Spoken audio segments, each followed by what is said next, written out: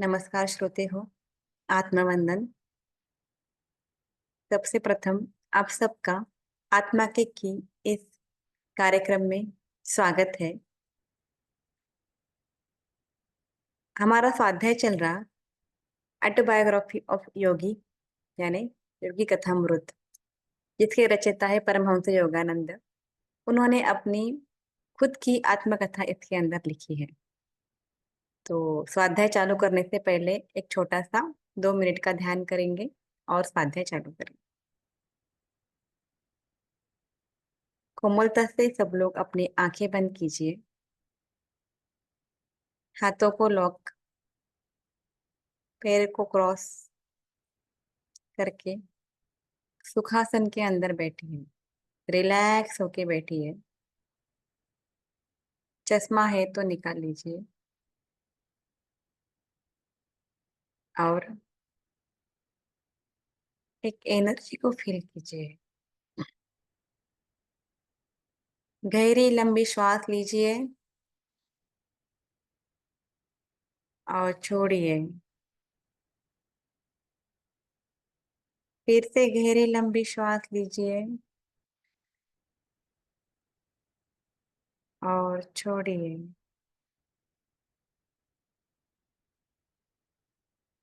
आप रिलैक्स होके इमेजिन कीजिए कि गोल्डन लाइट आपके शरीर के अंदर टिप ऑफ द हेड से अंदर आ रही है और पूरे बॉडी को एनर्जाइज कर रही है।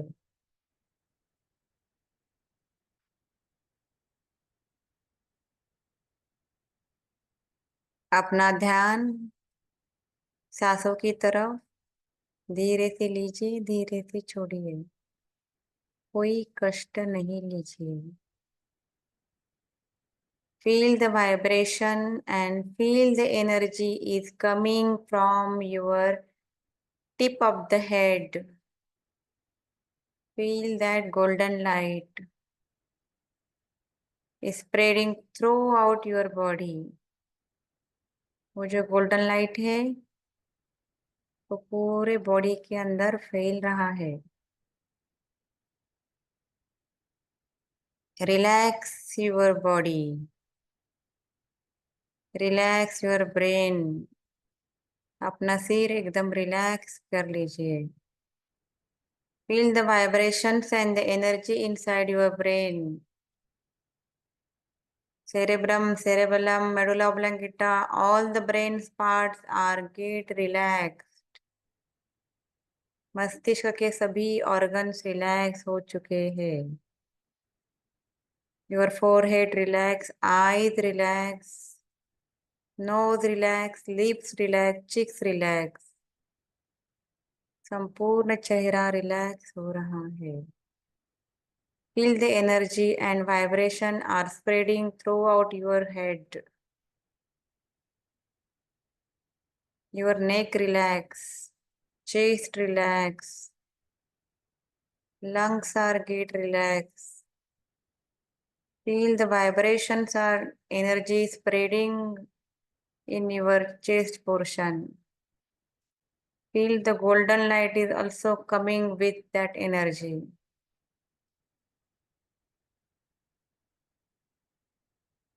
Abdomen is get relaxed.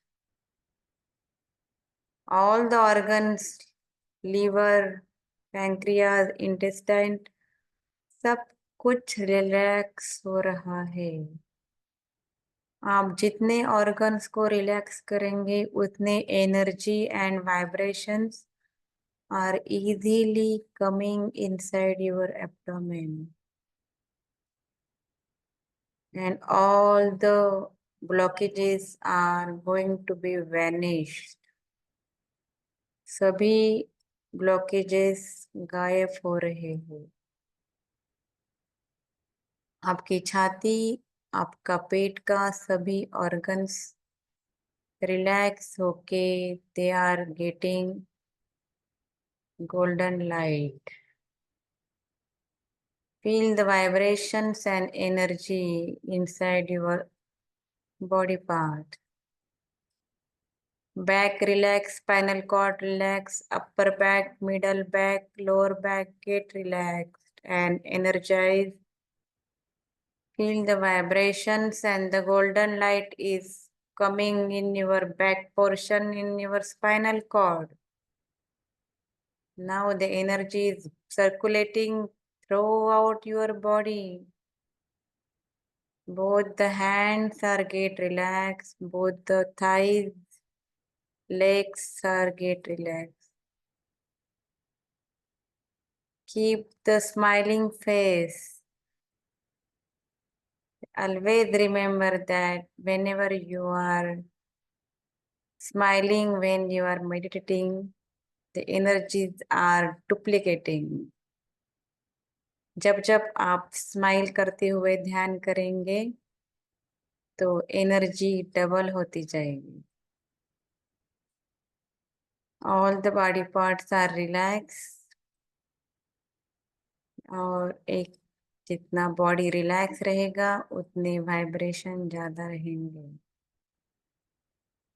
Scan your body from tip of the head to the toes and feel the vibrations, energy, and the golden light is spreading throughout your body. अपने body को scan कीजिए और feel कीजिए कि सभी body parts को golden light, एक cosmic energy and vibrations, कंपन क्रिया प्राप्त हो चुकी है. Now your body is fully relaxed and आज फिर एक अद्भुत ऐसा अध्याय हम लोग सुनेंगे. इस स्वाध्याय के अंदर के सभी घटना भी जो है उसके अंदर से फिर एक मोती निकालेंगे और देखेंगे क्या है इस बुक के अंदर. Feel the energy of this book, Autobiography of Yogi. आंखें बंद, हाथ नमस्कार मुद्रा. महाअवतार बाबा जी को धन्यवाद. लाहिड़ी महाशय को धन्यवाद. युक्तेश्वर गिरी को धन्यवाद. परमहंस योगानंद जी को धन्यवाद. और हमारे सभी गुरुओं को धन्यवाद. धन्यवाद धन्यवाद. दोनों हाथों को आंखों के ऊपर रखिए और कोमलता से दोनों आंखें खोलिए और एनर्जी फील कीजिए. धन्यवाद सबको. बहुत अद्भुत ऐसी एनर्जी फील हो रही है. आज हम लोग ऑटोबायोग्राफी ऑफ योगी और योगी कथामृत का दूसरा अध्याय लेंगे. श्रोते हो, ये जो किताब है ना, ये किताब नहीं है, इसके अंदर एक एनर्जी छुपी हुई है. इसी कारण ये किताब इतनी फेमस हो चुकी है कि एक नहीं दो नहीं 50 लैंग्वेज में उसका रूपांतरण की चुका है, क्योंकि हर एक व्यक्ति वो किताब पढ़ सके. 15 मुख्य भारतीय भाषाएं, हिंदी, मराठी, कन्नड़, गुजराती, तमिल, बंगाली, सब में उसका ट्रांसलेट किया है. इसी के साथ पूरे जगत के अंदर 50 भाषा के अंदर इसका ट्रांसलेशन किया है और बहुत बड़े बड़े नामी लोगों ने उसको पढ़ा है, क्योंकि ये एकमात्र ऐसे व्यक्ति थे जो भारत से अमेरिका गए थे और वहां पे एक नहीं दो नहीं तीन नहीं पूरे 30 साल तक उन्होंने अपने ध्यान का, अपने आध्यात्मिक जीवन का और भारतीय आध्यात्मिकता का प्रचार प्रसार किया था और लाखों लोगों को उन्होंने एक अलग सा एनलाइटमेंट स्टेज तक पहुंचा गए थे. तो ये बुक किस किस ने पढ़ी है? जितने महान व्यक्ति है उसने बुक पढ़ी है और इसलिए इतनी फेमस है कि इसको ग्लोबल सर्विस बुक करके पता चला है. स्टीव जॉब्स जो सीईओ है एप्पल कंपनी के, उन्होंने तो ये बुक्स हर साल पढ़ी थी। और जब उनका अंतिम संस्कार था ना, तब उन्होंने पहले बोल चुका था कि जब भी मेरा अंतिम संस्कार होगा, तब ये बुक्स हर एक को एज ए गिफ्ट करके देना है। तो जो जो व्यक्ति उनके अंतिम संस्कार को जाएंगे, उन हर एक व्यक्ति को उन्होंने वो गिफ्ट करके बुक्स दिया है। तो सोचो वो बुक्स कितना उनके दिल को छू चुकी थी। उसी के साथ जॉर्ज हैरिसन ने भी ये बुक, जो कि म्यूजिशियन है, सिंगर है और सॉन्ग राइटर है फॉरेन के, अमेरिका के। एल्विस जो है अमेरिकन सिंगर है, उन्होंने भी ये बुक्स पढ़ी है। रवि है, उन्होंने पढ़ी है। बिल ग्लिट्स है, उन्होंने भी ये बुक्स बहुत बार पढ़ चुकी है। हमारे रजनीकांत जी है एक्टर, उन्होंने भी बहुत अच्छे से बुक पढ़ी है। इसके ऊपर उन्होंने एक पिक्चर भी बनाई थी एक्चुअली, महावतार बाबा जी के ऊपर। इवन वहां पे उन्होंने अपने एक कुटिया यानी अपना एक घर भी बनाया है, जहाँ पे महावतार बाबा जी का स्थान है हिमालय के पास। विराट कोहली ने भी ये बुक्स पढ़ी है। मोदी ने ये बुक्स पढ़ी है। तो देखिए कितने महान व्यक्ति ने बुक्स पढ़ी, क्योंकि उन लोगों को उसके अंदर कुछ इसेंस मिला है, जिसके कारण उनकी प्रगति और भी और बढ़ती जा रही है, वो भी बिना ज्यादा एफर्ट किए। तो इस तरह से ये आध्यात्मिक बुक बहुत ज्यादा फेमस है। तो मैं तो ऐसा कहती हूँ कि मरने से पहले अगर ये बुक नहीं पढ़ी तो आप क्या जिंदगी जिए करके। तो जिनको पढ़ने की फुर्सत नहीं मिल रही है, कम से कम ध्यान लगा के थोड़ा सा स्वाध्याय पढ़ते बैठे। तो देखिए श्रोते हो, आंखें बंद करके भी आप लोग स्वाध्याय सुन सकते हैं, अदरवाइज आंखें खोल करके भी डूब जाइए मगर इसके अंदर। देखिए energy, feel the energy of the book, और उसी के साथ डुबकी मारेंगे दूसरे अध्याय के अंदर और मोती चुन के लेके आएंगे। तो देखिए क्या है ये अध्याय का नाम। प्रकरण दूसरा, माँ का देहांत और अलौकिक ताबीज। यानी इस प्रकरण के अंदर योगी ने कहा है कि उनकी माँ का देहांत हो चुका था जबकि वो 10 साल के थे। और उसी के साथ एक अलौकिक ताबीज के बारे में भी थोड़ी चर्चा हुई है। तो योगी के भाई जो थे अनंतदा, ओके, उनका शादी फिक्स हो चुका था। तो माँ बहुत खुश थी कि योगी के भाई का, अनंत का यानी उनके बेटे का शादी था। तो सभी तैयारियां बहुत जोरों शोर से हो रही थी। तब की योगी 10-11 साल के थे। योगी और पिताजी दोनों बरेली में रहते थे। पहले कहाँ रहते थे? वो पंजाब में ही रहते थे, लाहौर में। मगर अब लाहौर से फिर से उनका स्थानांतरण हो चुका था। अब वो रहने लगे थे बरेली में। और माँ जो थी वो कोलकाता में थी। और माँ आनंदा की शादी की पूरी धूमधाम से तैयारी कर रही थी। विवाह की सब कुछ तैयारी चल रही थी। माँ बहुत व्यस्त थी पूरे काम में। तभी एक अमंगल सूचक सा सपना योगी को आया। तब योगी बरेली में थे पिताजी के साथ, जब वो सोए थे, तब नींद में उनको थोड़ा सा जागृत हो गए। और उनका जो सामने उनकी माँ दिखाई दी। और माँ ने बोला था कि जल्दी उठो, अगर तुमको मुझे मेरा अंतिम दर्शन करना है तो अपने पिताजी को उठाओ और मुझे मिलने को कोलकाता चले आओ। उठने के बाद पिता योगी बहुत घबरा गए और उन्होंने पिताजी को उठाया और बोले चलो चलो उठो, माँ मरने वाली है। मगर योगी के पिताजी को लगा कि इतना उन्होंने ध्यान नहीं दिया। तो योगी बहुत गुस्सा हो गया और बोले देखो आप बहुत पछताएंगे अगर आपने अभी नहीं चले मेरे साथ तो। वैसे ही हो गया। सेकेंड डे मॉर्निंग मॉर्निंग उनको पता चला कि माँ बहुत सीरियस है और शादी रुका दी गई है, स्थगित हो गई है। फिर योगी मिलने गए माँ को, मगर तब तक माँ का देहांत हो चुका था। तो योगी बहुत ज्यादा त्रस्त थे, बहुत ज्यादा रोए। और उनकी पीड़ा असहनीय वेदना थी।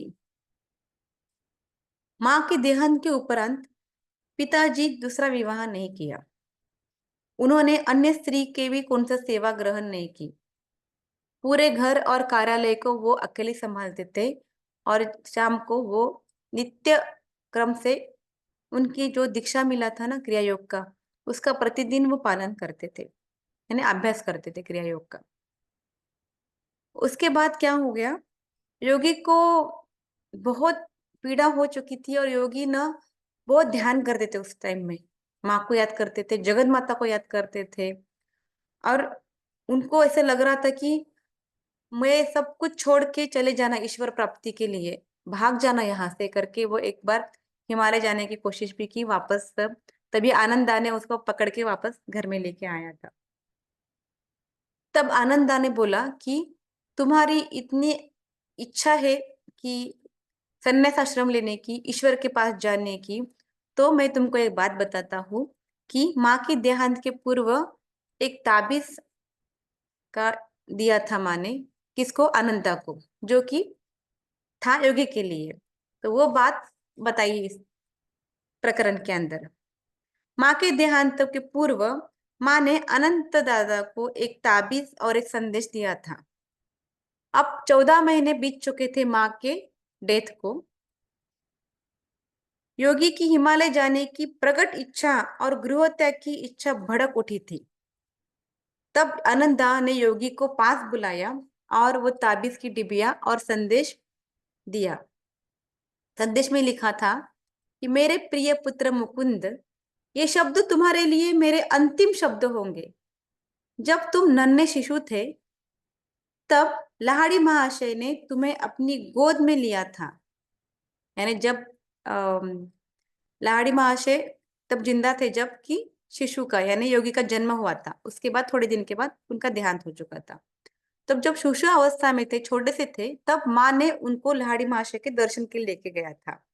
और दर्शन करते वक्त दूर बैठी थी माँ और बहुत मन से प्रार्थना कर रही थी कि मेरे बेटे को लाहिड़ी महाशय की दीक्षा या आशीर्वाद मिल जाए। तो जैसे आंखें खोले वैसे लाहिड़ी महाशय ने माता जी को सामने बुलाया और योगी को देखा अपने शिशु अवस्था के अंदर। योगी के हाथ, सर के ऊपर हाथ रखा और कहा, आध्यात्मिक दीक्षा दी कि कहा कि तुम्हारा बेटा बहुत बड़ा एक योगी होगा, यह अनेक आत्माओं को ईश्वर के साम्राज्य में ले जाएगा। तो माता को पहले से पता था कि मेरा बेटा योगी होने वाला था, क्योंकि लाहिड़ी महाशय ने उनको दीक्षा दी थी और आशीर्वाद दिया था। आगे माँ ने संदेश में बताया कि एक दिन घर में एक अजब अजीब सा साधु आया था। जो पंजाब में थे ना, लाहौर में, तब क्या हो गया था, एक साधु आया था उनके घर के अंदर और उन्होंने बोला था कि मुझे मिलिंद के माँ से, मुकुंद के माँ से मिलना है करके। तब माँ उनको मिली। तो तब उन्होंने बताया, साधु ने बताया कि तुम्हारा देहांत नजदीक आ रहा है माता जी। नेक्स्ट टाइम जब तुम बीमार पड़ोगे तब तुम मर जाओगे। और इसी के साथ तुम्हारा जो पुत्र है उसको एक अलौकिक ताबीज अब तुम्हारे पास आएगा, चांदी का ताबीज मैं तुमको देने वाला हूँ। और वो ताबीज तुम्हारे मरने के बाद जब योगी को, यानी जब तुम्हारे पुत्र को, मुकुंद को बहुत ज्यादा इच्छा हो जाएगी ईश्वर प्राप्ति की, गृह त्याग की, संन्यास लेने की, तब ये ताबीज 1 साल के बाद, तुम्हारे मृत्यु के 1 साल के बाद तुमको आनंदा के माध्यम से योगी को देना है। तो इस तरह, मगर ये ताबीज मैं तुमको अभी नहीं दूंगा। एक मैं जो बात कर रहा हूँ वो सत्य है ये बताने के लिए कल तुम जब दोपहर के टाइम में, मध्याह्न के टाइम में जब तुम ध्यान अवस्था में बैठूंगी तब तुम्हारे हाथ में ये ताबीज प्रकट हो जाएगा। ऐसे कह के साधु कुछ भी नहीं बोल के आशीर्वाद दे के चला गया। माँ ने सेकेंड डे ध्यान अवस्था में शाम के टाइम में बैठी थी, तभी उनके हाथों के अंदर अचानक से अलौकिक ताबीज प्रकट हो गया। माँ को पता चला कि ताबीज आ गया है। और ये ताबीज कब गायब होगा ये बात भी उन्होंने बताई थी, साधु ने बताया था।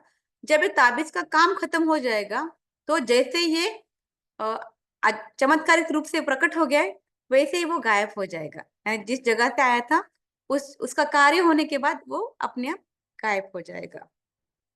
मेरे लिए शोक मत करो, क्योंकि मैं अपने गुरुवर ईश्वर की गोद में पहुंच चुकी थी।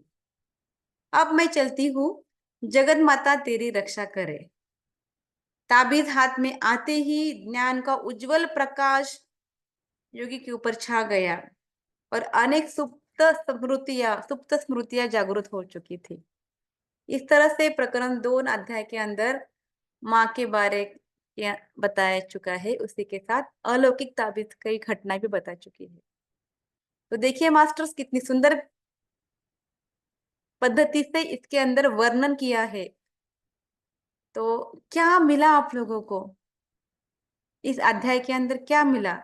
यानी हमारा भविष्य भी हम जान सकते हैं अगर हम हमारे गुरु के ऊपर दृढ़ निश्चय करके पूरा भक्ति भाव से तल्लीन होके रहे तो। क्योंकि माँ को जब पता ही था कि उनका देहांत होने वाला है, फिर भी माँ उससे बिल्कुल दुखी नहीं हुई थी। माँ ने अपने कार्य पूर्ण रूप से कंप्लीट कर चुके थे। वो बिल्कुल अस्त व्यस्त ना होके स्थिर चित्त से सभी काम कर रही थी। और जो ताबीज है वो भी चमत्कारिक रूप से उनके हाथ में आ चुका था। तो पहले के जमाने के लोग कैसे थे ना, सत्वगुणी थे, बहुत सत्यवादी थे। इस कारण ही वो घटनाएं उस जमाने में हो सकती थी। तो योगी को लाहिड़ी महाशय ने दीक्षा दी थी। और लाहिड़ी महाशय का तो पता ही है आपको। लास्ट अध्याय में मैंने बताया था कि जैसे कि वो उनका फोटो के अंदर थे, वो गायब हो जाते थे, फोटो में आते नहीं थे। तो वो तो ब्रह्म थे। तो उन्होंने योगी को पहले पता, उनको योगी कौन है ये पहले जान चुके थे वो। तो और और एक बात बताना चाहती हूँ आपको। सबसे पहले कौन थे पता है? जो मैं आपको बार बार बोल रही ना, क्रियायोग की दीक्षा दी, क्रियायोग की दीक्षा दी। लहड़ी महाशय ने आशुतोष को दी, लहड़ी महाशय ने उनके योगी के पिताजी को दी, भगवती को दी, उनकी माता को दी। तो ये जो क्रिया योग है ना, एक ध्यान का प्रकार है, एक योग का प्रकार है। वो जो है महाअवतार बाबा जी करके 2000 साल से एक व्यक्ति जिंदा है। उनका नाम है महाअवतार बाबा जी। तो ये महाअवतार बाबा जी ने वो दीक्षा दी थी लाहिड़ी महाशय को। और लाहिड़ी महाशय ने वो दीक्षा दी श्री युक्तेश्वर जी गिरी को। और श्री युक्तेश्वर जी गिरी ने दी बाद में परमहंस योगानंद को। तो इस तरह से इसकी इंफॉर्मेशन आगे के अध्याय में आएगी। तो कितना अच्छा मोती मिला ना आपको। यही कि अगर हम लोग सत्यवादी है, अगर हम लोग भक्ति पूर्ण भाव से जीवन जी रहे हैं, तो आगे होने वाली, भविष्य में होने वाली घटनाएं भी हमको पता चल सकती है। और अगर आपको भी कोई योगी पुत्र की प्राप्ति होने की इच्छा है तो आप भी भक्ति में लीन हो जाइए। और जब भी पुत्र और पुत्री प्राप्ति होगी तब भी एक देवी अंश आपके पास आए, ये प्रार्थना कीजिए। क्योंकि लाहिड़ी महाशय ने जब दीक्षा दी तब उनका पूरा ही ट्रांसफॉर्मेशन हो चुका था योगी का। और इतना सुंदर दीक्षा उनको बचपन में ही मिली थी। तो मुझे बहुत खुशी हो चुकी है बात सुन के कि कितने अद्भुत घटनाएं हैं। और उसके साथ पिताजी के बारे में देखिए। पिताजी माता का देहांत होने के बाद भी आगे के 40 साल तक वो अकेले रहे, बिना माता के, बिना क्या बोलते पत्नी के, और बिना कौन सी स्त्री का भी उन्होंने सहायता नहीं ली। पूरे काम अपने खुद से करते रहे। अपना ऑफिस भला, अपना घर भला, और अपनी क्रिया योग का अभ्यास भला। इस तरह से माताजी पिताजी के बारे में बहुत अच्छे ऐसे आइडियल कपल के बताए हैं। इसी के साथ ताबीज के बारे में जो घटनाएं बताई चुकी है वो कितने अलौकिक है। तो अभी नेक्स्ट अध्याय के अंदर बहुत सुंदर सा वर्णन है, जिसके अंदर योगी जो रहते हैं ना, वो उनको द्विशरीरी संत मिलते हैं। यानी एक ही व्यक्ति दो जगह पे। तो देखिए, एक व्यक्ति उनके सामने है और वही व्यक्ति, वही संत और कहीं घूम के आता है। तो है ना, कितना इंटरेस्टिंग है। तो लाइक कीजिए, शेयर कीजिए और सब्सक्राइब कीजिए, और कंटिन्यू ऑटोबायोग्राफी और बुक के एनर्जी के साथ कनेक्ट रहिए। क्योंकि आप ये जो बुक्स पढ़ रहे हैं ना, सुन रहे हैं ना, तो सब लोग, कितने लोग हैं, कितने लोग हैं वर्ल्ड के अंदर, मगर आप ही लोग क्यों सुन रहे हैं? सोचो। क्योंकि आपका इस बुक से कुछ तो कनेक्शन है, तो इसलिए आप बुक सुन रहे हो। इसलिए आप रीडिंग जो मैं कर रही हूँ, जो बता रही हूँ, आप सुन पा रहे हैं और वो ग्रहण कर पा रहे हैं। तो you are the one of the amazing soul. क्योंकि ऐसे बोला जा चुका है कि 300 साल तक अगर हमारे कर्म, 300 जन्म तक हमारे जब तक कर्म अच्छे नहीं होते तब तक हम ये ध्यान के जगत में नहीं आते। तो आप जो भी सुन रहे हो, उन्होंने शायद 300 साल, 300 युग, 300 जन्म कंप्लीट कर चुके हैं, इसलिए आप ये बात सुन रहे हो। तो धन्यवाद, धन्यवाद, धन्यवाद। आत्मा की में आपका हार्दिक हार्दिक हार्दिक स्वागत है। और ऑलवेज, जब भी कुछ टाइम मिले तो ध्यान कीजिए, और ये बुक के एनर्जी के साथ कनेक्ट रहिए। और जो भी घटना घट रही है ना अपने आजू बाजू में, उसके अंदर थोड़ा सा ध्यान दीजिए कि कुछ तो अलग घटेगा, क्योंकि मेरे साथ भी ऐसे ही घटता है, इसलिए मैं आपको बोल रही हूँ। Thank you very much. Good day and have a nice day.